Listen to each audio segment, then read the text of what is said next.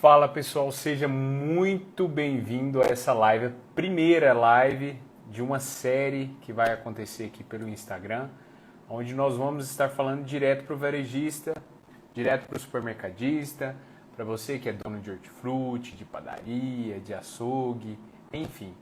Esse segmento que nós sabemos que tem uma gama muito grande, tem vários negócios dentro de um só, e que além de tudo é muito dinâmico e todo dia muda.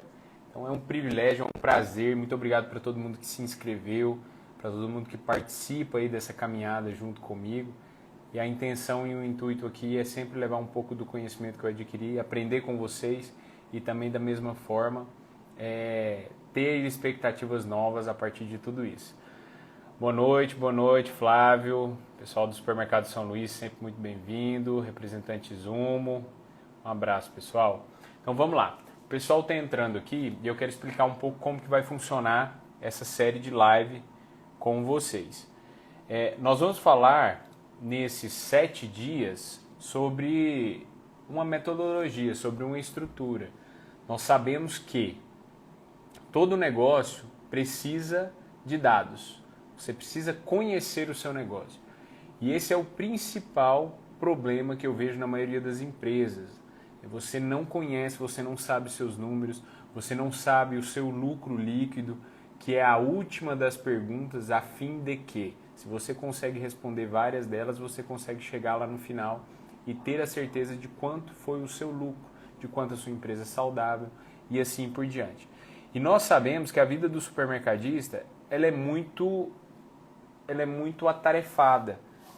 E eu venho de uma família de supermercados e eu vi meu pai sempre acordar às 5 da manhã, chegar em casa às 10, né? Fazer ceasa, ele cobrindo sempre funcionários, colaboradores, e aquela vida exaustiva sem nenhum tipo de alento e nem de perspectiva no sentido de organização. E com o tempo as coisas foram evoluindo e a partir dessa evolução nós tivemos a oportunidade de ter mais processos e a partir dos processos ter cultura com equipe e a partir dessa cultura conseguir ter um negócio que a gente pode falar que roda sozinho e que tem ali colaboradores que possam realmente fazer a coisa acontecer. Então hoje, basicamente, a gente vai falar de como conhecer o seu negócio. Esse é a principal questão.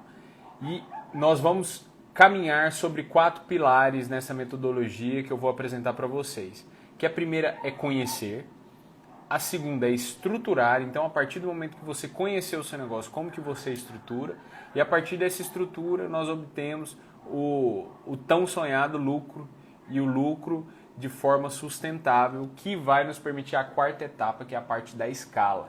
Então hoje eu queria trazer algumas dores, né? Quando eu comecei a dar consultoria para supermercados há muitos anos atrás, eu passei um período fazendo a tarefinha de casa e anotando todas as dores do varejista. E algumas delas são muito interessantes, né? E hoje eu quero indagar você que tá assistindo essa live e trazer uma frase que eu gosto muito. É que nada custa mais caro do que a ausência de informação. Isso é um fato, porque quando nós não sabemos o que nós temos no nosso negócio, nós direcionamos nossa energia para muitas coisas que de fato não são tão prioridades quanto outras que, se nós soubéssemos o valor de cada informação, o valor de cada dado, nós como donos, né, priorizaríamos o que de fato é mais importante. E nessa linha de raciocínio, você hoje sabe qual que é o lucro da sua loja? Você sabe a margem real, a margem bruta ali no final do mês? Você sabe comprar? Você tem certeza que você faz a melhor compra possível? Ou você tem as melhores ferramentas para fazer uma compra bem feita? Será que quem está comprando é a pessoa mais qualificada para estar ali do seu lado, para estar compondo essa cadeira de compras que é tão importante? Você de fato usa o seu sistema? Eu nem vou perguntar se você tem um bom sistema. É se o sistema que você tem você usa. E a partir de usar o sistema, será que o seu sistema é bom? Será que o seu sistema é específico para o seu segmento? Será que o seu sistema foi feito para o varejo? Então tudo isso é muito importante. Você vende fiado? Quanto isso impacta no seu negócio? Quanto isso impacta no seu fluxo de caixa? Você sabe todas as despesas do seu negócio? Porque muita gente acha que a despesa é baixa, mas quando registra e quando realmente tem ciência e começa a ver para onde está indo o dinheiro, começa a assustar com tanto de gastos desnecessários. Você separa, essa é importante, a pessoa jurídica da sua pessoa física. Nós sabemos que muitos empresários misturam tudo, né? Paga ali suas despesas mensais, suas despesas semanais, suas despesas pessoais ali no CNPJ da empresa, na conta da empresa. E isso vira uma bagunça e muitas vezes deturpa o lucro. Muitos têm uma operação saudável e não veem o lucro porque começam a desviar esse dinheiro misturando pessoa física com pessoa jurídica. E muitas vezes a gente pensa, né? Poxa, mas eu sou o dono, né? Eu posso fazer isso. Mas quando a gente faz isso, a gente não distingue essas duas pessoas, né? Pessoa jurídica e pessoa física, e nós não temos teto de gastos. Nenhuma, nem outra. Fala, Vinícius, tudo bem? Abraço, meu irmão. Então vamos lá. Você confia na sua contabilidade? A gente falou de sistema. O Vinícius aqui ele está para comprovar o quanto um sistema é importante.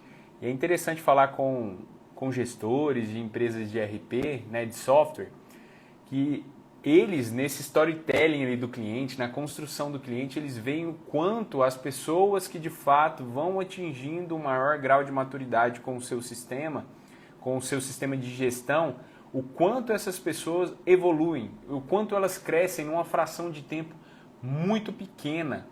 Por quê? Porque ela começa a ter esses dados que a gente falou, e esses dados trazem clareza, e minimamente, mesmo que sem uma gestão muito profissional, ele começa ali a ter um planejamento e saber onde tem que cortar, onde tem que dar tração, o que faz sentido e o que não faz, começa a se planejar. Mesmo que minimamente, quando você tem um sistema e você tem os dados, essa evolução ela é notória. Outra questão, você confia na sua contabilidade? Gente, essa pergunta é muito importante. Hoje, você tem certeza que você está pagando o imposto correto? Eu estou falando o imposto correto. Você tem certeza que você tem o melhor planejamento tributário possível? Que a sua empresa ela está alicerçada em um planejamento tributário coerente com a sua operação? Que você está aproveitando todas as oportunidades que você pode aproveitar e, ao contrário, via de regra, também deixando de pagar, né, impostos ou despesas ali atreladas a um não planejamento tributário que você não precisaria pagar? Quais os riscos que você está assumindo hoje?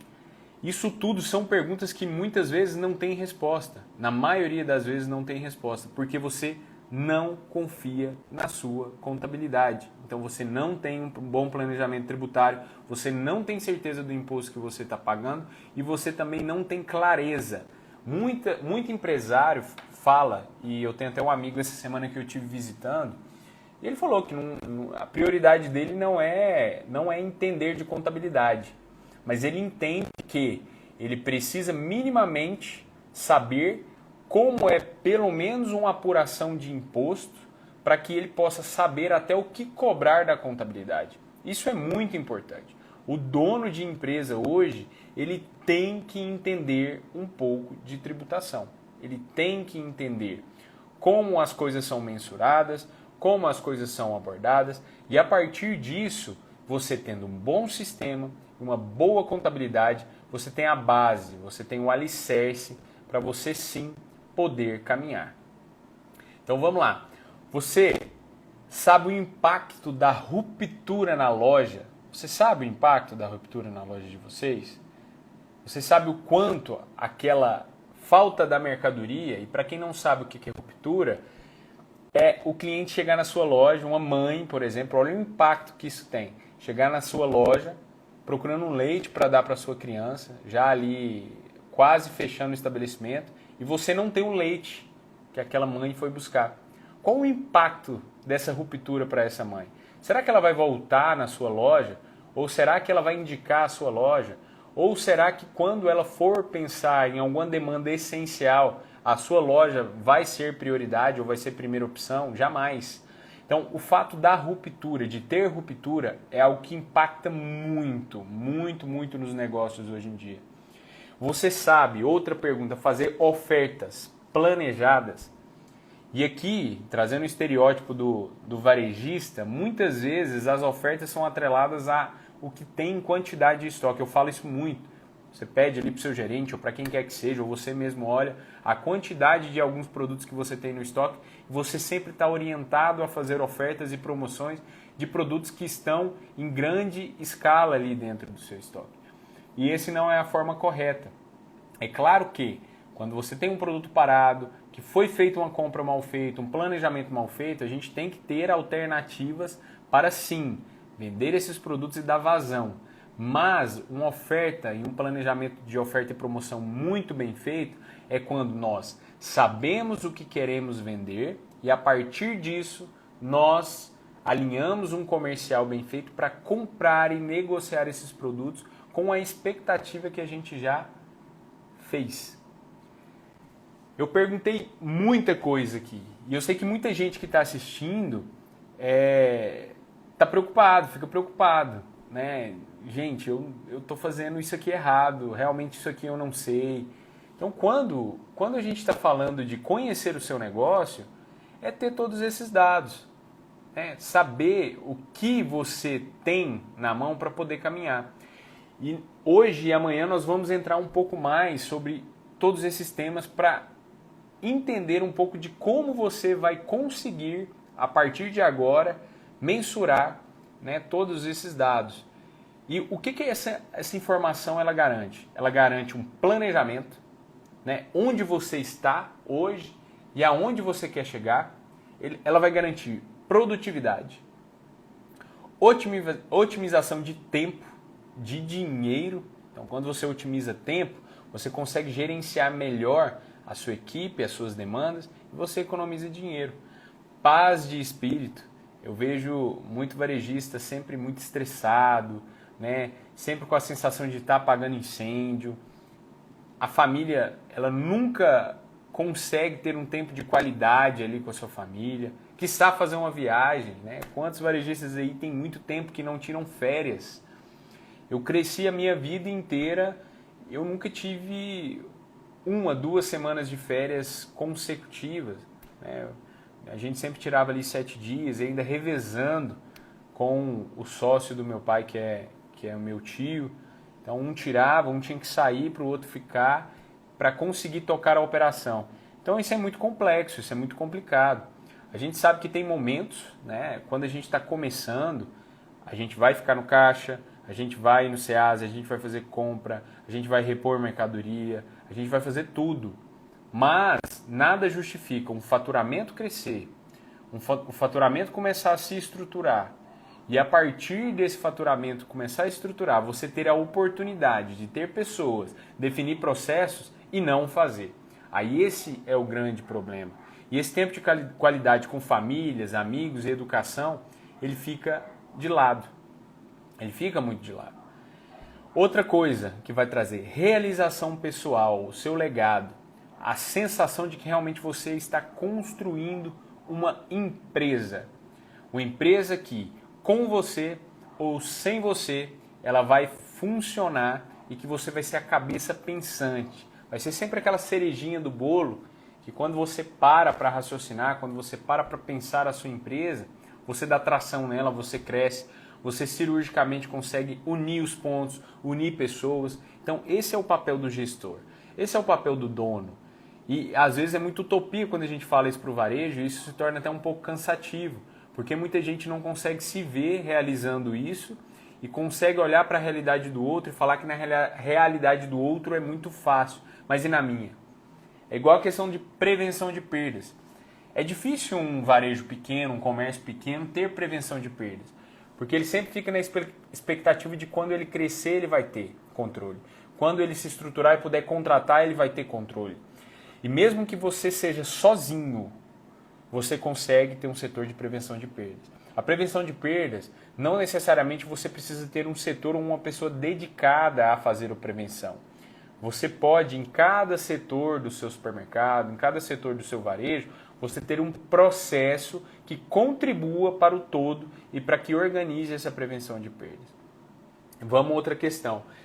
Quando você consegue, né, ter todos esses dados, você consegue chegar naquilo que a gente mais almeja de resposta, que é saber o seu lucro real. O quanto você lucra no final do mês. Acho que se você fizer essa pergunta para vários empresários, são pouquíssimos que vão saber qual que é o seu lucro. Fala, Leonai, sempre um prazer você estar aqui, meu irmão.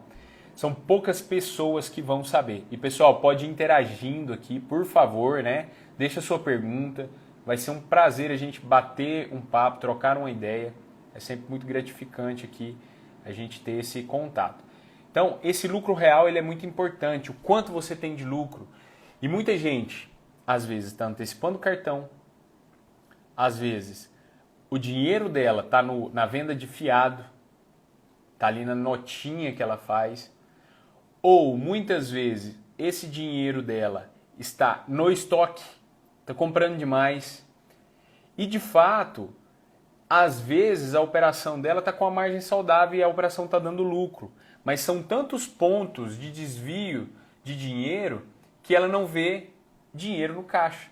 Falta dinheiro para pagar as contas no final do mês. Mas será que falta porque o seu negócio não está dando lucro? Ou falta porque você está alocando em locais errados esse dinheiro e não está tendo controle? E a última é a questão do poder da escala, né? Tudo que a gente está falando aqui, quando você consegue estruturar tudo isso, você começa a pensar em crescer. Pensar em adquirir um novo equipamento. Né? Eu já vi muita gente deixar de comprar alguns equipamentos para dentro do varejo com medo de que? Comprar com medo de que aquele produto vai se tornar uma despesa e em cima do lucro dele ele vai ter que pagar algo a mais. Mas quando você tem dados, e eu lembro muito de um exemplo de uma máquina a vácuo uma vez, eu conversando com um açougueiro e ele falando há muito tempo atrás que queria muito uma máquina a vácuo, que ia ser muito bom para a operação. E naquele momento eu falei assim, não, vamos adquirir. E ela vai se pagar. Poxa, quais são as possibilidades que uma máquina a vácuo vai me trazer aqui dentro do açougue? Essa. O que eu consigo fazer de diferencial? E qual a margem que eu posso ganhar? O que eu posso vender a mais? E o que isso vai impactar? Poxa, isso faz sentido para eu fazer um investimento. Então a gente sempre consegue olhar em relação ao investimento que a gente está fazendo para a gente ter noção se aquilo é de fato investimento ou não, ou vai ser só mais uma linha de despesa na nossa DRE. Então tudo que a gente está falando aqui é em conhecer e ter a importância de saber os dados do seu negócio. Eu queria, né, há muito tempo atrás, que eu tivesse a consciência que eu tenho hoje. Né? Eu acho que todo mundo fala isso, né? Que queria ter a mentalidade de hoje há um tempo atrás, porque a gente teria percorrido um tempo muito menor. E quando a gente está falando, quando eu estou falando aqui para vocês, né, para muita gente que tem me acompanhado, a minha missão é encurtar esse caminho, porque eu já passei por muitos problemas que eu consegui ter resolução e muitos problemas que eu não consegui e fui só entender depois de muito tempo como resolver todos esses problemas. Então tudo isso é experiência de caminhar e ter uma caminhada mais fluida. E aí falando para vocês, quando eu fiz essa pesquisa, né, lá em 2017 eu fui reformar o supermercado e eu saí andando em alguns varejos analisando todas as dores e muitas delas são essas que eu já disse aqui. E eu queria ler algumas para vocês, além dessas, que eram os relatos mesmo dos donos mesmo do supermercado. E muitos desses relatos de dor, muitas vezes não era atrelado à operação em si, no sentido de eu não sei fazer compra, ou eu não sei fazer oferta, eu não sei fazer promoção. Muitos desses questionamentos eram atrelados a como eles se sentiam, né, frustrados por não executar alguma tarefa. E eu queria ler algumas, né? Eu escutei muito que os clientes queriam ser, esses donos, né, queriam ser mais práticos e assertivos. Eles queriam ter a capacidade de criar rotinas, de criar processos, ter uma agenda. Que supermercadista, que varejista que tem uma agenda semanal. Vendedor chega no horário que quer e eles vão atendendo demasiadamente. Não tem dia, não tem horário, não tem uma organização, não tem uma agenda. Ele é refém do seu próprio negócio e ele é refém da agenda dos outros. E o fato de não ter essa organização implica em um dia que não é produtivo. Se às 6 horas da tarde, quando chega ali o momento de pico de venda, chega um vendedor essencial, por exemplo, de uma Ambev ou de um fornecedor de carne, e que você tem que atender, você está deixando de atender o seu cliente, de dar tração no seu cliente para atender um vendedor. E como que você não vai atender se você não atender esse vendedor pode trazer uma ruptura para a loja? Por que esse vendedor está indo a esse horário? Porque outras pessoas se organizaram e ele foi no horário que essas outras pessoas podiam atender, e como você não se organizou, ele vai no horário que der poder te atender. Então, isso é muito importante, essa questão de ter agenda. Ter mapeado o que você espera da sua equipe. Isso aqui é uma dor que eu escuto muito e eu vejo muito na questão do gerente. Nós sabemos que no mercado falta muito gerente. Você não tem gerente treinado e quando tem gerentes treinados, a mão de obra ela é muito cara. Então sempre o varejista ele opta, né, por treinar essa mão de obra dentro de casa. E em algumas situações, quando tem um pouco mais de estrutura, tem um pouco mais de recurso financeiro, se contrata às vezes um profissional do mercado. Mas o que acontece aqui? Muita gente tem um gerente, o gerente está como gerente, e ele é cobrado de algumas situações ali dentro da loja que não foram feitas, mas ele nunca foi treinado e ele não sabe o que tem que fazer. É meio que no feeling, né? Ele teria que saber aquilo. É óbvio que isso precisa ser feito. E, gente, o óbvio precisa ser dito. O Vinícius falou aqui, vendedor só vai na sua loja quando ele quer vender, nunca quando a gente precisa comprar. De fato, Vinícius, de fato. E aqui a gente tem que entender, voltando um pouco nesse questionamento do Vinícius, o vendedor muitas vezes, ele tem meta para bater. Muitas vezes não, o vendedor tem meta para bater. Ele tem meta para bater. Então, às vezes, por nós não termos organização, nós não sabemos como que é uma rotina de um atacado. Fala, Rodrigão. A gente não sabe como é uma rotina de um atacado, como é uma rotina de uma indústria, como é uma rotina do fornecedor em si. Nós não sabemos quais são os períodos sazonais ali que ele tem que dar tração na venda. Às vezes no final do mês é interessante a gente comprar determinados produtos de alguns vendedores específicos. Às vezes no começo do mês é interessante comprar outros. A gente sabe que o vendedor tem flexível, né? E como fazer uma cotação muito bem feita. Ter uma agenda para atender esse vendedor é muito importante. Aquela cotação geral que a gente joga no sistema ali e faz com vários atacados, com várias distribuidoras, essa cotação ela é algo mecânico. Mas aqueles vendedores específicos da indústria, assim por diante, a gente precisa ter horário, a gente precisa sentar, a gente precisa conseguir negociar, a gente precisa ter uma oferta, uma promoção que a gente queira fazer para poder alinhar com esses fornecedores a melhor forma de fazer essa estratégia, essa promoção. Se a gente vai fazer uma promoção, uma oferta juntamente com esses vendedores, dá para fazer alguma campanha, dá para fazer algum momento de degustação, dá para trazer esses vendedores para dentro da nossa operação, né? Dá para unir isso a um dia específico que a gente tem de oferta e promoção, um dia do hortifruti, um dia da padaria, enfim, como quer que seja que você chama. Então tudo isso são experiências que a gente consegue trazer para o cliente atrelados a uma negociação muito boa para nós e para o vendedor. Porque a gente sempre tem que ser a política do ganha-ganha, né? Se a gente não conseguir entender que o vendedor também tem que ganhar, né, e que ele não é aquele vendedor que só quer tirar vantagem em cima da gente, a gente também pode levar opções viáveis para ele, aonde ele vai ver valor em vender para você e ser um parceiro comercial seu. O Vinícius falou aqui, Organizar a agenda de compras pela curva de vendas do produto ajuda demais o varejo para evitar rupturas, principalmente itens de curva A. Perfeito. O Vinícius falou aqui, e eu falei da importância de se ter um sistema. Basicamente, né, Vinícius, todo sistema, minimamente que seja estruturado, ele tem um relatório de curva ABC. E para quem está aqui que não sabe o que é um relatório de curva ABC, curva A são os produtos que mais vendem, B menos vendem, C menos vendem, em ordem decrescente. Então os itens de curva A, eles são essenciais para a sua clientela. O que seriam isso? Além de ser produtos que são formadores de opinião, na maioria dessa curva A, eles são produtos que não podem faltar de maneira alguma. Se o cliente vai lá comprar um leite e não tem, ele não volta. Se o cliente vai lá, imagina você ir no supermercado e não ter arroz. Ou você ir num açougue e não ter contrafilé. Ou você ir no açougue e não ter fraldinha. Ah, porque eu tenho desossa, só vem tantos contrafilés no meu gado, tantas fraldinhas no meu gado, e eu não tenho essa carne para poder oferecer. Isso é ruptura, isso é cliente a menos dentro do seu estabelecimento. Tem receitas que são específicas. Tem gente que vai precisar de um filé para fazer uma receita específica e você não tem filé. Tem clientes que querem comprar uma picanha e você não tem picanha. Tem clientes que querem comprar uma fraldinha e você não tem fraldinha porque acabou.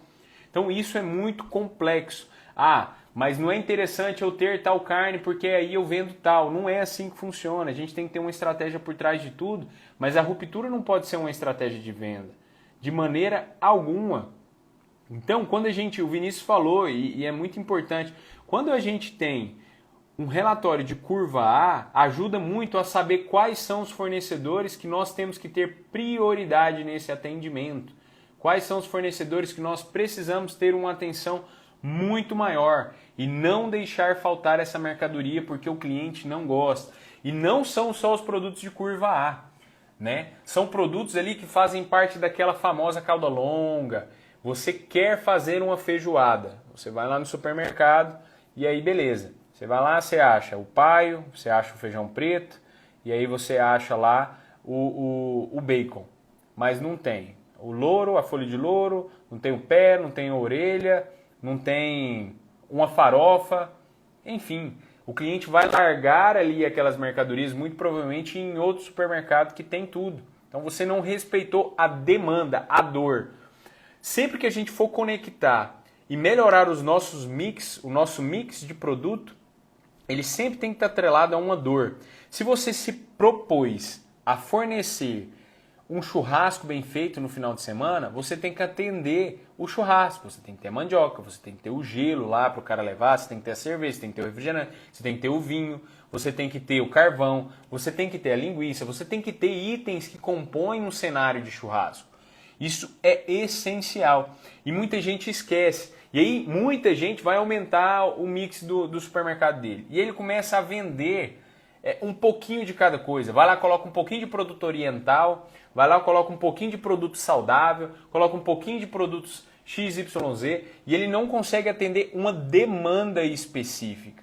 Cara, se eu estou atendendo aqui produtos saudáveis e eu vou colocar itens zero lactose, então eu tenho que ter uma gama de produtos zero lactose, porque o meu cliente zero lactose ele vai estar lá dentro da minha loja. Se eu quero atender ele um produto de zero açúcar, eu tenho que atender produtos que tenham zero açúcar. Aí o cliente compra vários produtos, vai lá no laticínio, não tem um produto desnatado, não tem um produto ali que tem um teor menor de gordura. E isso tudo impacta nessa demanda, nessa dor, nesse público-alvo, nessa persona do cliente. Então, os nossos produtos, eles têm que estar atrelados a essas dores dos nossos clientes. Então, por isso que cada vez mais nós temos menos empresários e menos negócios generalistas que atendem um pouquinho de cada e nós temos negócios que são mais específicos e atendem públicos específicos, porque ele vai conseguir atender aquela classe como um todo. E aí ele vai ter possibilidades que aquele generalista não tem. Eu canso de entrar em supermercados muito grandes e que o supermercado não tem um bom mix. E é muito impressionante quando você entra em lojas pequenas, que o mix dele é excelente, que você não consegue entender como que cabe tanta coisa dentro daquela loja e que você acha tudo. Por quê? Ele diminuiu aquela quantidade desacerbada de marcas. Eu sempre cito o macarrão. O cara às vezes tem, é um mercado que é pequeno, um mercado de vizinhança, ele tem lá 12, 13, 14, 15 marcas de macarrão e você procura uma marca específica, às vezes ali, um macarrão integral, ou um macarrão sem glúten, ou um Barilla, um Decheco, uma massa grano duro, e ele não tem. Tem lá 16 marcas de macarrão e não tem uma massa específica para um público específico. E às vezes você vai em alguns lugares, o cara tem ali 4 marcas de macarrão e ele consegue atender todos os públicos com macarrão. Qual que tem um mix melhor? O que tem menos marcas e atende um mix efetivo melhor, que atende mais demandas específicas. Então, quando a gente fala de demandas específicas, é você entender o seu cliente, entender as dores do seu cliente e se propor a atender com os produtos específicos para esse cliente, atrelado ao serviço. Se você se propõe a atender o público idoso, você tem que entender que você dentro do seu negócio tem que ter acessibilidade. Fala, Lu! Grande abraço, meu irmão. Você tem que ter acessibilidade. Você tem que ter pessoas muito educadas e bem treinadas ali no seu chão de loja para dar um tratamento mais que especial para esses idosos. Você tem que ter uma entrega de qualidade, né? Você tem que ter uma entrega rápida e você tem que saber e entender que esse cliente mais idoso, ele tem e precisa de um atendimento diferenciado, ele precisa de atenção. Ele não vai querer muitas vezes ir num self-checkout, mesmo que a sua loja proporcione um self-checkout. Ele vai querer ir no caixa, conversar com a Maria do caixa, com o José lá do açougue, com o Fernando lá da padaria, cumprimentá-lo pelo nome, e tudo isso vai compondo o seu atendimento, a sua demanda específica. Então por isso que a gente fala de conhecer. E nesses 2 dias, né, nesses 2 primeiros dias, a gente vai falar de conhecer o seu próprio negócio. Muitas vezes você montou a sua loja ou você montou a sua operação baseado simplesmente no seu concorrente. E será que o seu concorrente que está próximo de você, ele conhece de fato o seu público, o seu cliente? Será que ele fez esse mesmo trabalho de conhecer para quem que ele está atendendo? E eu já vi muitos erros grotescos, né?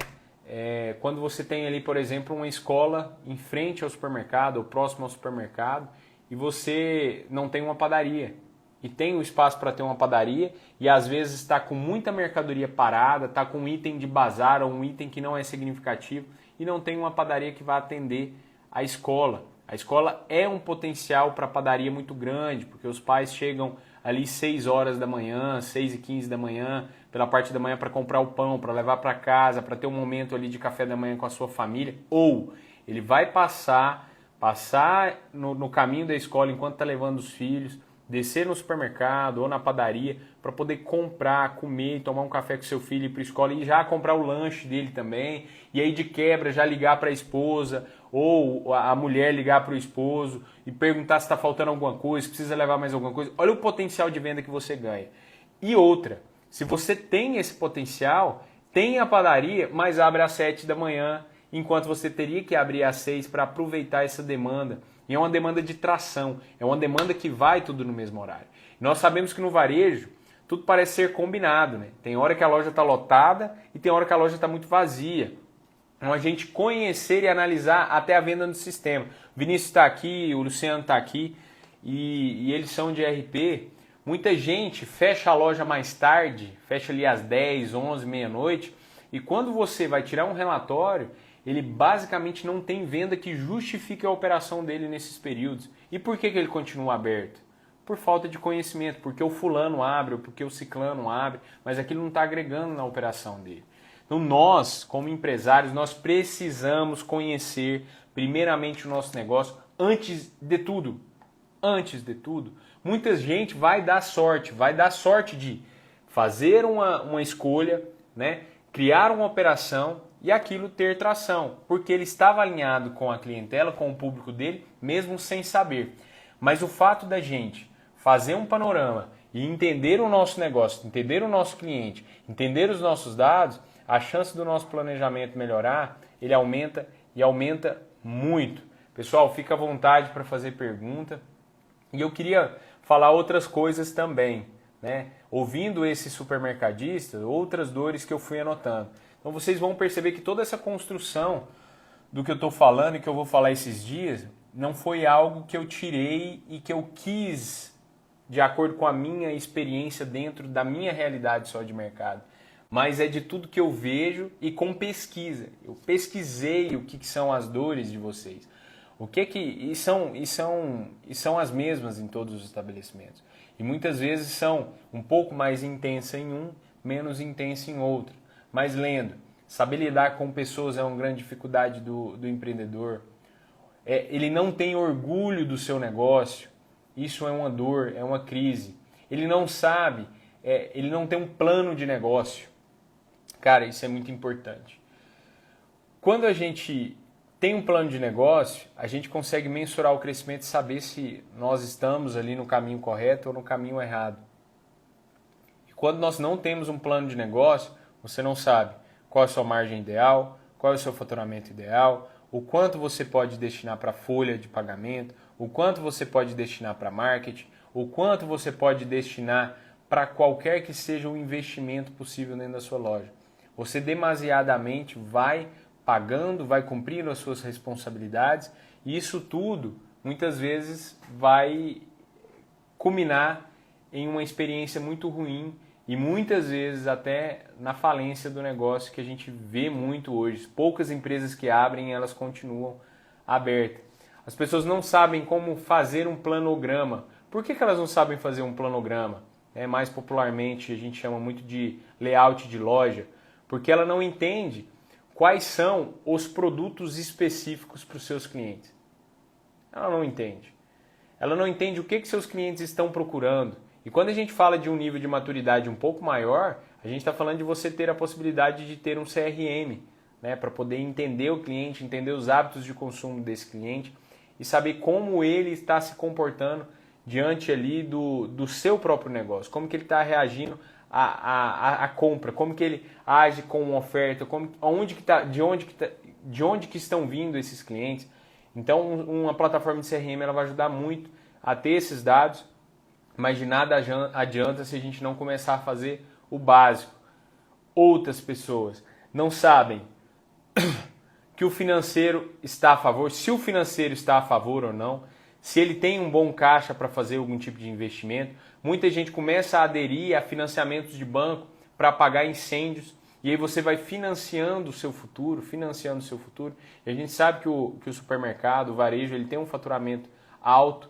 Então, muitas vezes, quando você começa a explorar recursos terceiros ali, recursos de banco, você vai financiando o seu futuro e aí você vai jogando isso para frente, e essa bomba ela só vai crescendo, até um dia estourar e você vai olhar para trás e não sabe o porquê dessas coisas, o porquê que estourou, mas isso vem gradativamente no seu dia a dia e os seus compromissos só vão aumentando em decorrência de uma margem que às vezes vai abaixando, de um faturamento que vai abaixando.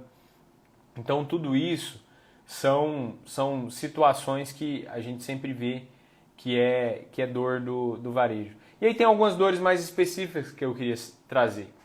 Por que você deve conhecer o seu negócio? Você sabe se é melhor lá no seu açougue ter desossa, por exemplo, ou caixaria? O que seria isso? A carne ali que chega, o boi, a vaca, o novilho, e você desossa ela e desmembra, coloca toda a proporcionalidade, espero que com um controle de estoque que é muito difícil, sem a gente fazer esse desmembramento por proporcionalidade. A gente sabe que a gente tem boi, a gente tem vaca, a gente tem novilho, que o boi tem uma densidade óssea, que a vaca tem outra densidade óssea, que o bovino tem outra densidade óssea, e para cada tipo desses a gente tem que começar a ter um nível de desmembramento e ter balanços rotativos. Ô Lustosa, vai sim, vai ficar gravada. E uma novidade aqui, ó. Quem quiser um PDF para vocês baixarem o material dessa live, é só digitar eu quero aqui que vai ser enviado para vocês, tá bom? Então não deixe de digitar eu quero aqui não.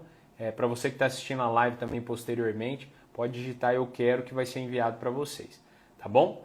Então você não sabe se é melhor ter esse processo. Será que esse processo é melhor? Será que de fato ele é mais lucrativo? Porque o custo é menor, você vai pagar na vaca menos, né? O custo dela vai ser... Mas e aí, e essa mão de obra que vai desossar esse produto?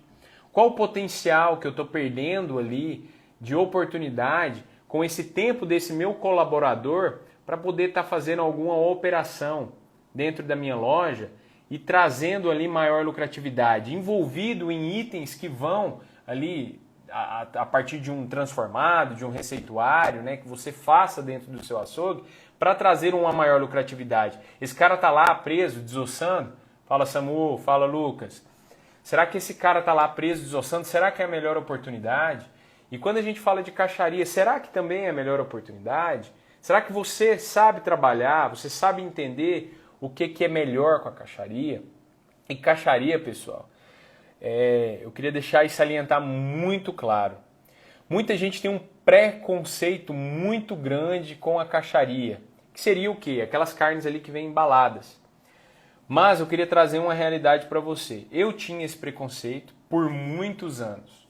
E aqui eu não estou defendendo a caixaria. Cada tipo de cliente tem o seu público e o seu público é que vai dizer, junto à sua estratégia, qual que é o melhor para o seu negócio, caixaria ou desossa. Mas caixaria, basicamente, eu tinha um preconceito muito grande. Por quê? Nós comprávamos de frigorífico. Então você comprava ali do frigorífico X, Y, Z e sempre fazia uma cotação e comprava ali do que estava mais barato. Ou muitas vezes um que tinha um equilíbrio entre qualidade e preço. E aí quando chegava essa carne,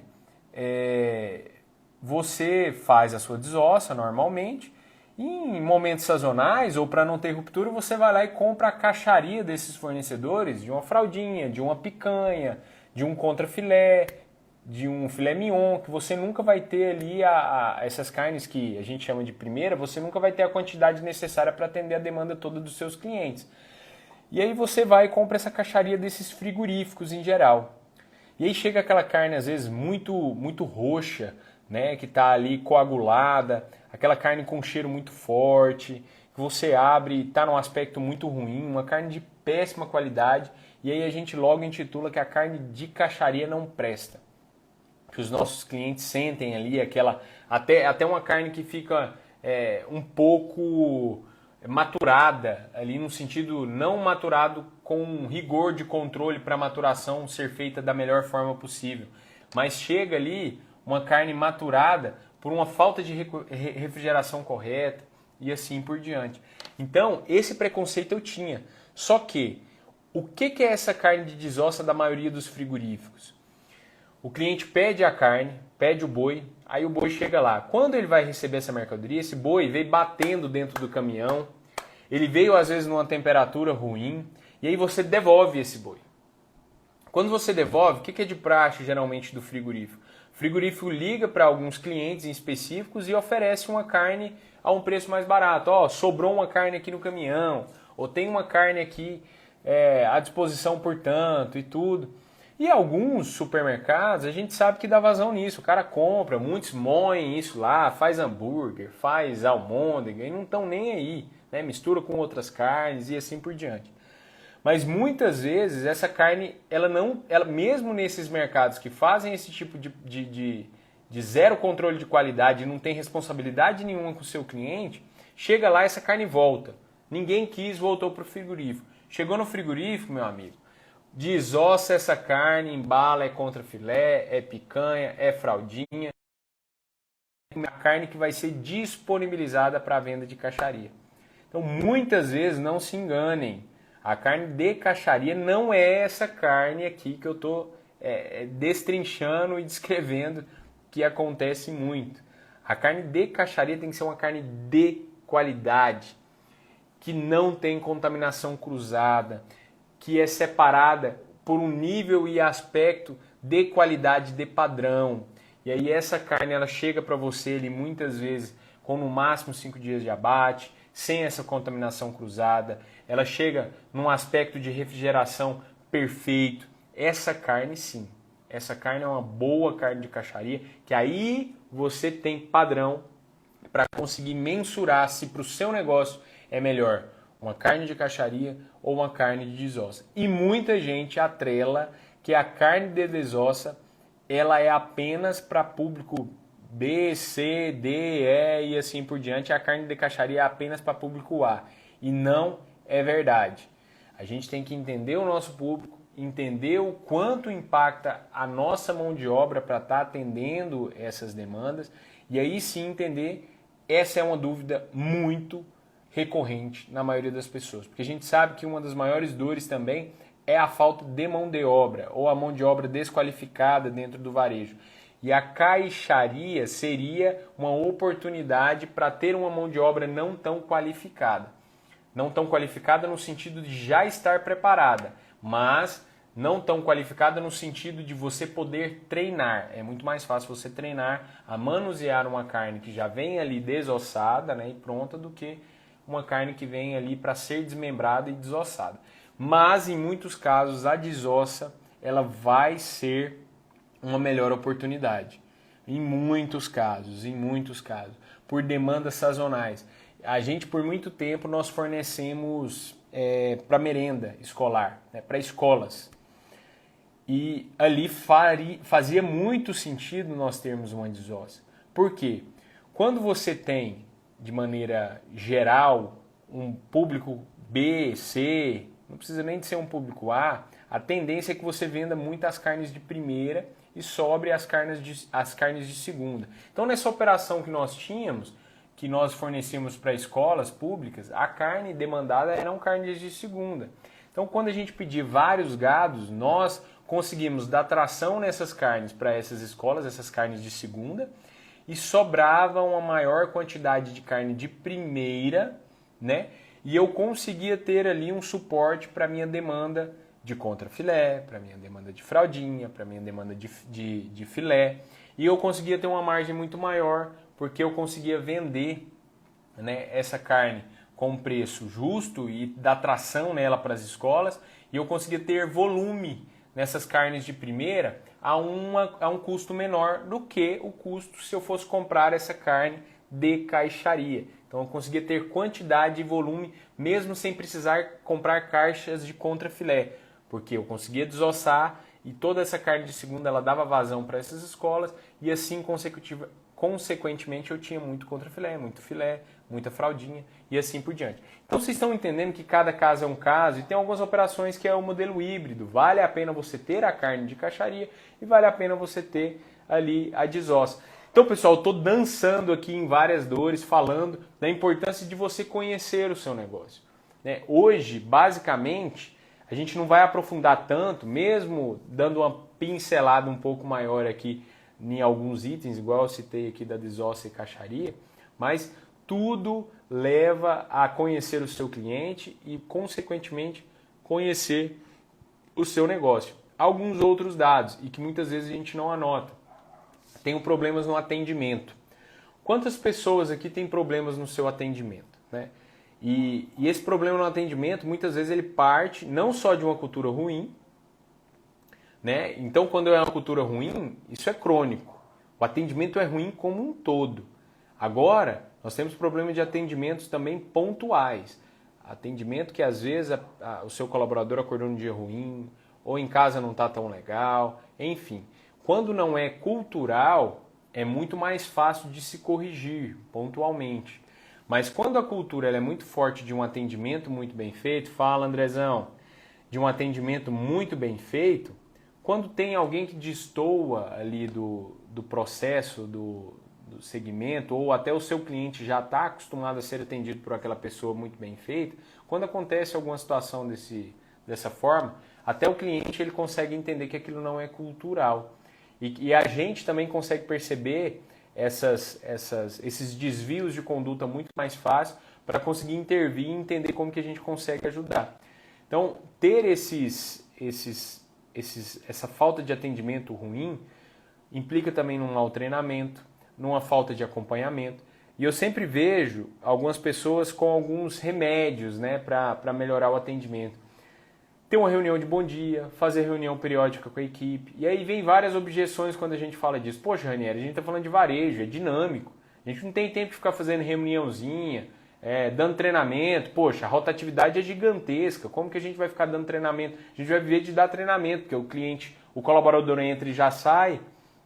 E aí quando a gente fala de reuniões, pessoal, quem está ali responsável por pessoas, quem está no chão de loja, ele tem que entender que reunião é aquela reunião de você conseguir perceber que esse colaborador não está bem, conseguir estar do lado dele de uma forma reservada e poder perguntar, tá tudo bem, né? E muitas vezes não vai falar, eu posso te ajudar em alguma coisa. É você escutar ali um a um e poder ir de forma rápida e conduzindo todas essas situações e ajudando esses colaboradores para que essas situações não aumentem.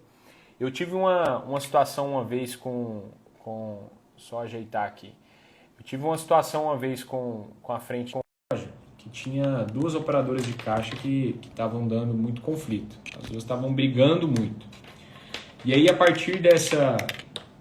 Não era uma briga efetiva, mas era aquela guerra fria, né? Às vezes implicava com a escala específica de outra, e assim vai, e assim vem. Até que, quando a gente não intervém, quando a gente não consegue ter a percepção desses problemas ali no dia a dia, esses problemas vão aumentando. E uma hora a possibilidade é que ele estoure. E quando esses problemas estouram, a gente é obrigado a intervir. E é muito interessante que a maioria das vezes que você intervém nesses problemas da rotina, do cotidiano, você vai puxando um histórico ali do porquê que essas pessoas elas não se batem ou não gostam uma da outra. E aí você chega em motivos fúteis.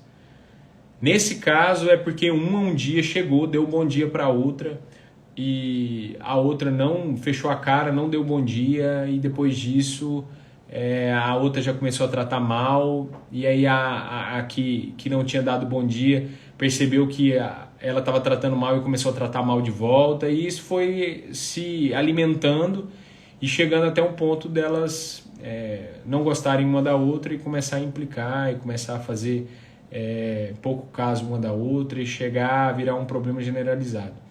E no final das contas,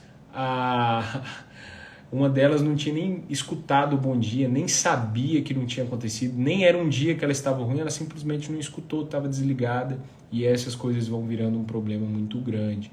Então é muito importante a gente ter essa equipe na mão. Outras dores, né? Essas são dores simples, mas eu quero hoje trazer tudo para vocês também. Eu sei que na rotina do dia a dia acontece. Colaboradores sem uniforme ou com uniforme sujo, isso também é cultura, né? Como que a gente está tratando essas questões dentro do supermercado, né? Uniforme sujo muitas vezes é uma falta de gestão, falta de acompanhamento. Isso é inadmissível, principalmente no setor de perecíveis. Muitas vezes você não tem um cronograma para ter uma manutenção desses uniformes e aí você dá justificativa para que esses colaboradores tenham esse uniforme sujo ou que vão sem uniforme. Então tudo isso vai acarretando na cultura que tem. Ranieri, mas o meu negócio está ruim, eu não tenho caixa para fazer uniforme. Eu estava falando sobre provisionamento. Quando você sabe os seus dados, você começa a provisionar. Quantos varejistas vão se preocupar em pagar o 13º só agora? E todo esse recurso ele já foi destinado ali durante todo o ano para outras coisas, né? Às vezes coisas que não eram necessárias, e ele não provisionou e chegou no final do ano, e isso vai impactar muito no seu negócio, no seu fluxo de caixa, porque ele não provisionou esses pagamentos. E quando você tem uma organização, quando você sabe dos seus dados, você chega no final do ano e aquilo tudo já está controlado. Você tem um plano de caixa, você tem um plano de metas. Então tudo isso é muito importante. Outra coisa, cobro e acabo fazendo. Então vocês vão percebendo que a maioria das situações, isso aqui eu fui perguntando para donos, viu? Donos de varejo, quais eram as dores deles, o que eles sentiam de dificuldade. E a maioria das pessoas, quase tudo está atrelado a comportamento. A gente está falando muito de processo e a gente está falando muito de gestão. Mas gestão ela sempre está atrelada a pessoas porque os nossos negócios são feitos de pessoas. E a gente precisa estar atento a isso. Cobro e acabo fazendo. Isso é uma queixa muito grande do varejista, porque ele muitas vezes nem treinou ali seu gerente e o gerente também não sabe o que tem que fazer e é tudo muito óbvio na cabeça dele, mas o óbvio precisa ser dito e isso não é claro para os donos, né? O problema de ruptura a gente já falou, minha perda no açougue, no hortifruti, na padaria, elas são muito grandes, a parte de perda de imperecíveis ela é muito grande, tem gente que não tem noção. Eu já cheguei em supermercado que a perda estava mais de 4%, cara, é muito alto, é muito alto. E quando você fala de 4%, muitos negócios não têm 4% de lucro líquido, né? Então, isso é muito importante. Ó, o Vinícius está falando aqui para a gente falar um pouco sobre cuidado, zelo com a fachada da empresa. Perfeito, Vinícius. Então, o que eu falo disso? Esses tempos eu estava visitando alguns clientes e eu queria até usar esse exemplo como case aqui para vocês. E aí, cara, eu fui lá visitar esse supermercado. Passei na rua, não vi. Voltei, não vi. Passei de novo, não vi. Aí ele tinha me explicado mais ou menos onde era, eu conhecia mais ou menos o bairro. E eu falei assim, não, vou colocar no Waze aqui para poder chegar, porque eu não estou achando aqui aonde está esse supermercado. Cheguei no local exato, quando eu olho, a fachada do cara na rua, tava todas as empresas do lado com a fachada sobreposta dele, a dele estava recuada. Então você não via, de longe quando você estava passando no quebra-mola, você não via. E o empreendimento dele era um empreendimento de esquina. E ele estava recuado. Então quando você vinha na rua, a esquina era engolida, você não conseguia ver, porque o resto dos empreendimentos estava tampando ali. E esse é um ponto de atenção. Muitos locais você passa na fachada, às vezes ele fez uma fachada ali para economizar e super válido, né? E ele fez uma fachada de lona e a lona foi sendo lavada ali, já não tem comunicação. Ele é um supermercado e tem cara de mercadinho, de mercearia. Gente, a fachada é a cara da sua empresa. Assim como o atendimento é importante lá na boca do caixa, o seu caixa, a sua operadora de caixa é a primeira da bom dia e a última da boa semana, ou boa viagem, ou sei lá. Ela é a cara do seu negócio, ela é o sorriso de quem está entrando. Às vezes ela muda o dia de alguém com um bom dia bem dado. Mas a fachada é essa mesma cara, é a percepção que o seu cliente tem. Quando nós éramos lá no Peg Paga El Shaddai, tem um vídeo aqui no Reels, procura, quem estiver assistindo, depois entra lá no meu Instagram e vai abaixando, tem um vídeo do antes da Casa Safra e do depois. É um vídeo que eu estava até falando sobre comunicação visual, ô Vinícius. É interessante olhar lá, porque o impacto de uma fachada antes e depois. Antes o mercado era assim, a fachada era pequenininha, o pé direito já era muito baixo, porque foi uma construção muito antiga e foi fazendo aquele puxadinho, né? Puxadinho, igual a maioria dos varejos do Brasil, eles vão crescendo. Vai fazendo um puxadinho, cheio de colunas e a fachada pequena. E aí foi aumentando, foi crescendo. Começou ali comerciaria, depois veio açougue, depois veio hortifruti, aí depois veio padaria, nessa sequência exata. E aí com isso, pessoal, começou a ter muita opção, ter um mix muito grande, mas a fachada continuou do mesmo jeito, pé direito baixo, aquele caixotinho baixo. E o que a gente escutava muito? As pessoas entravam, né, ali, não porque ela foi para comprar, fazer uma compra ou fazer... ela foi com destino para lá, uma pessoa aleatória que estava passando, vou passar na mercearia para comprar aqui alguma coisinha, um refrigerante, alguma coisa que faltou no mercado. Aí ela começava a entrar falando, nossa, aqui tem açougue, nossa, aqui tem hortifruti, aqui tem tudo, eu não preciso de ir lá em tal lugar para comprar, agora eu posso vir aqui. Então isso é muito ruim. E eu já fui em negócios que você passa na fachada, uma fachada imponente, você fala, poxa, que supermercado, que mercado grandão, aqui vai ter tudo. E aí quando você entra lá dentro, não é tão grande. Mas, de qualquer forma, também você não pode ter uma quebra de expectativa, né, Vinícius? Essa fachada imponente, mesmo que a sua operação seja menor, ela tem que ser coerente. Você tem que ter um mix bom, você tem que ter ali uma cauda longa, você tem que atender esses clientes bem atendidos, enfim. A fachada, ela é a cara do seu negócio. Ela que vai determinar muitas vezes a primeira percepção do cliente, até se aquele ambiente é para ele. Se aquele ambiente vai ter o produto que ele procura, se vale a pena entrar naquele ambiente. E outra, o pior de tudo. Quem aqui já foi em um estabelecimento, em um supermercado, em um varejo, na hora que você está chegando ali próximo do açougue, você sente aquele cheirinho. Sabe aquele cheiro de sangue velho, coagulado, que muitos açougues têm? Cara, você começa a imaginar como que é esse processo lá dentro. Você começa a imaginar como que é essa câmara fria. É a mesma coisa de um restaurante. Você está passando ali, às vezes, atrás do restaurante, e aí você vê, às vezes, um esgoto ou algo que está saindo de dentro, aquele cheiro. Você fala, poxa, como que é o processo lá interno? Será que eu posso dar essa comida aqui para o meu filho? Um açougue desse, será que você vai confiar, ir lá e comprar uma carne e levar para dentro da sua casa? Sabe? Dá para o seu filho, às vezes para a sua criança. Cara, não... você vai perdendo toda a credibilidade do seu negócio.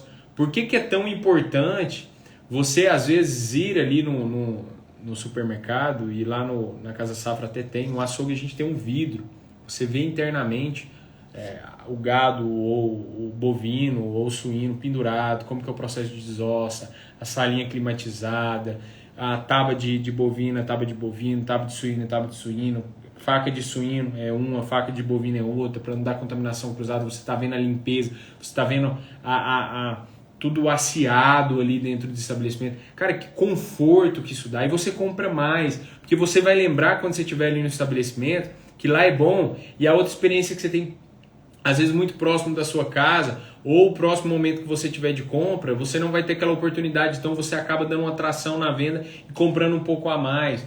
Então a fachada, ela remete a isso também, a limpeza, a organização. Se você não cuida da sua fachada, você não cuida do resto. E isso vale muito também para o estacionamento.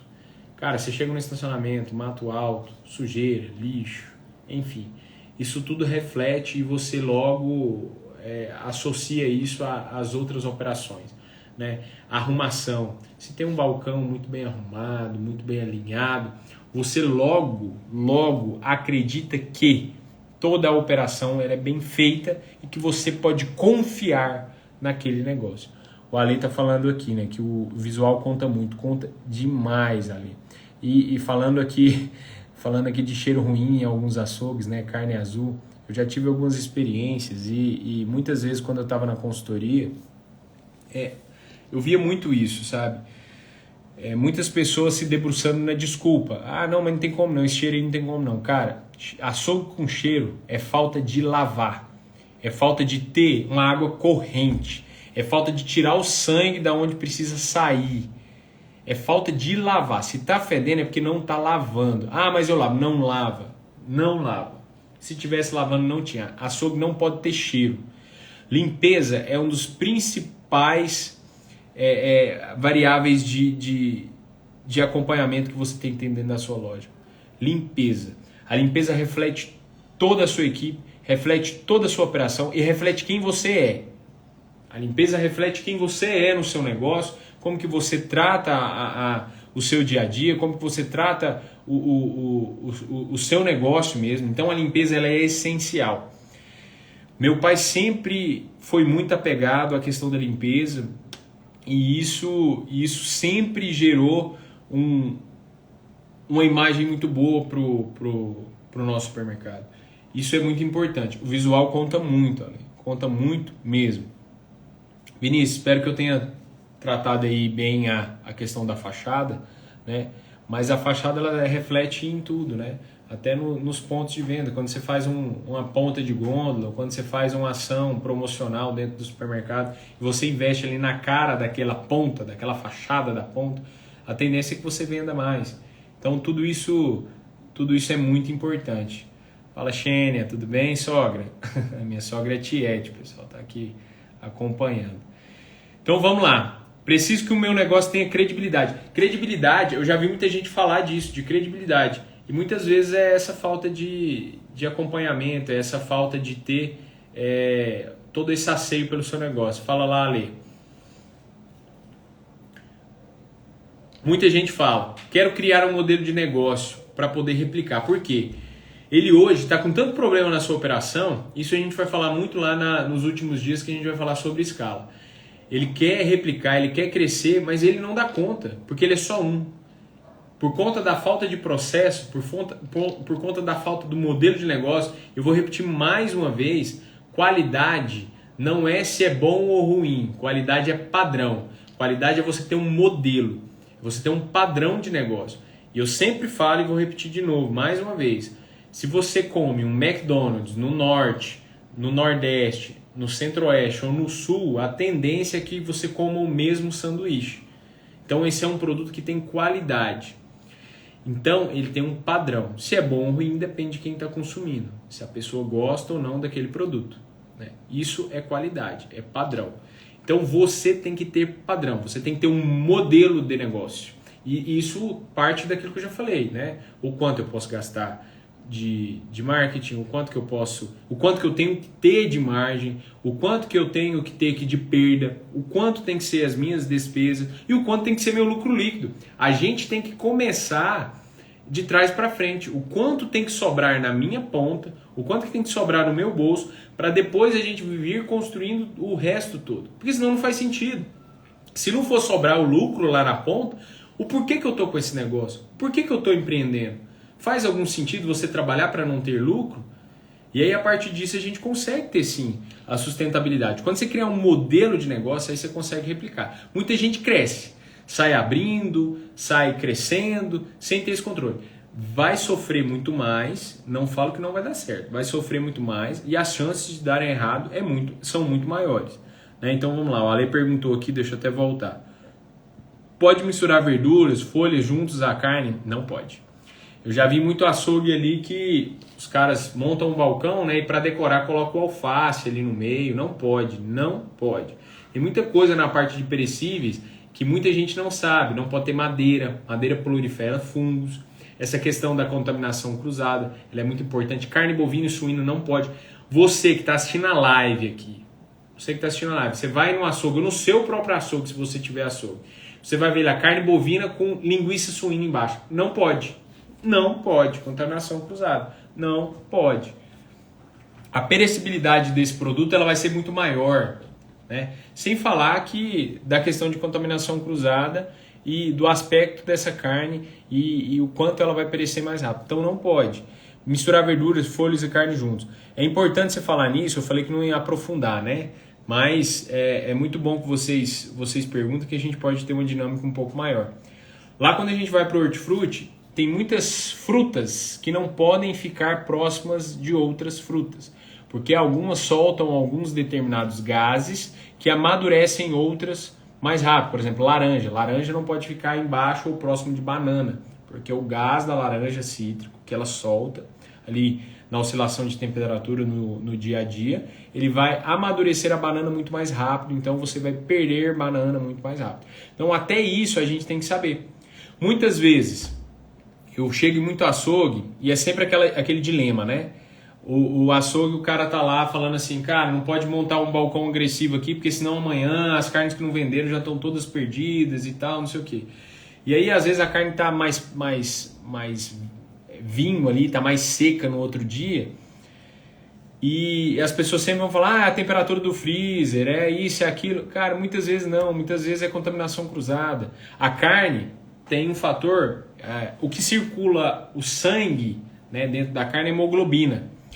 E quando nós juntamos essa carne e não damos um ar de respiro para ela, um espaço de respiro, então você coloca a carne com a carne aqui. O que acontece aqui, ó, quando a gente força um dedo no outro? Ele vai ficando roxo.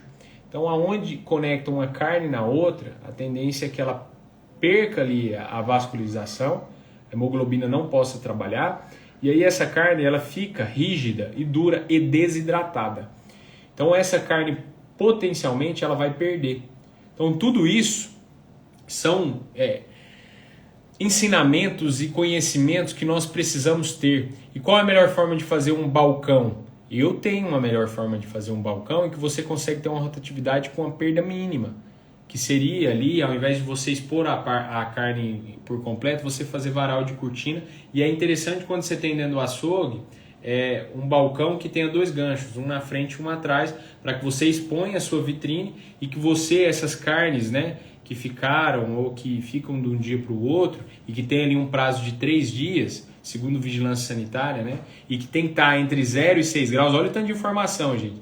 Tem que estar 0 e 6 graus, ela pode ficar atrás e você continuar mantendo um balcão muito bonito. Mas isso são assuntos específicos, né? E quem estiver acompanhando aqui vai colhendo sempre essas informações.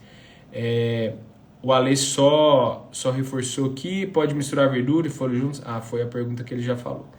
Então tá, pessoal, se vocês forem tendo perguntas aí de acordo com o que eu vou falando, a gente está caminhando para o fim, pode deixar aqui. E quem comentar aqui, eu quero, embaixo, já vi que muita gente comentou, nós vamos mandar esse material para vocês aí, meu time vai mandar esse material para vocês baixarem. E, gente, não perca essas próximas lives não, vamos caminhar junto, vamos se ajudar, tem muita informação bacana, a gente já está caminhando aqui para o encerramento dessa live. Hoje a gente falou um pouco sobre a importância de você conhecer o seu negócio. Amanhã nós vamos falar novamente sobre a importância de conhecer o seu negócio, mas em outra perspectiva, com outro aspecto. E a partir de quarta-feira, nós já vamos começar a caminhar por toda essa metodologia, né? De conhecer, estruturar. Então, beleza, a gente conheceu o negócio. Como que você vai fazer para estruturar? Depois de estruturado, como que você vai fazer para lucrar? Então, aqui a gente vai falar muito das nuances de como você aumentar a margem em setores específicos. Fala, Samu, meu grande amigo, cliente, parceiro. Tamo junto, meu amigo. Como você usar alternativas e estratégias para aumentar a rentabilidade. E pessoal, é muito simples aumentar a rentabilidade. É só ter os dados e ter uma estratégia por trás. É muito simples. A gente que complica muitas vezes. E como escalar. E o Samuel que está aqui, né? Ele é reflexo desse poder de escala. O Samuel tem uma loja linda lá em Itapuranga. Eu queria fazer uma menção honrosa aqui. Ele está abrindo uma nova loja em Uruaçu, todo sucesso do mundo. E ele já está desfrutando desse processo de escala. A empresa dele é uma empresa com processo, é uma empresa com gestão de pessoas, é uma empresa ali onde sempre está procurando inovar. E tudo isso só se dá e só é possível a partir de você conhecer o seu negócio. E é uma luta constante, viu, gente? Não existe nenhum negócio perfeito, não existe nenhuma operação perfeita, nem das grandes redes. Você entra num Carrefour da vida, você entra num Pão de Açúcar da vida, você vê vários erros e vai ver em toda operação. Mas o que a gente não pode estar é nunca na zona de conforto e nunca correndo atrás de ter o maior nível de curacidade nessas informações que nós temos. Então, esse é uma busca incansável e por mais que a gente conheça hoje o nosso negócio, qualquer variável de mudança, qualquer alternância de mercado, nós precisamos sempre estar ali cercando para que esse conhecimento ele nunca saia das nossas mãos e que nós consigamos sempre estar tendo todos esses dados para que nós possamos sempre estar reestruturando o que precisa ser reestruturado para que garanta o lucro e que garanta o processo de escala. Então, pessoal, muito boa noite. Queria agradecer a todo mundo que acompanhou essa live de hoje. Amanhã tem mais. Não são lives tão grandes, porque eu quero que sejam lives mais gostosas aqui para vocês conseguirem acompanhar. E amanhã venham com mais perguntas para a gente estar respondendo. Então, pessoal, um grande abraço, fiquem todos com Deus. E quem estiver vendo essa live aqui depois, escreve aqui embaixo, eu quero, você vai ganhar um PDF. Um abraço a todo mundo. Ale, abraço, meu amigo. Tamo junto, obrigado aí por acompanhar. Amanhã a gente tem um encontro aí marcado novamente. Fiquem todos com Deus.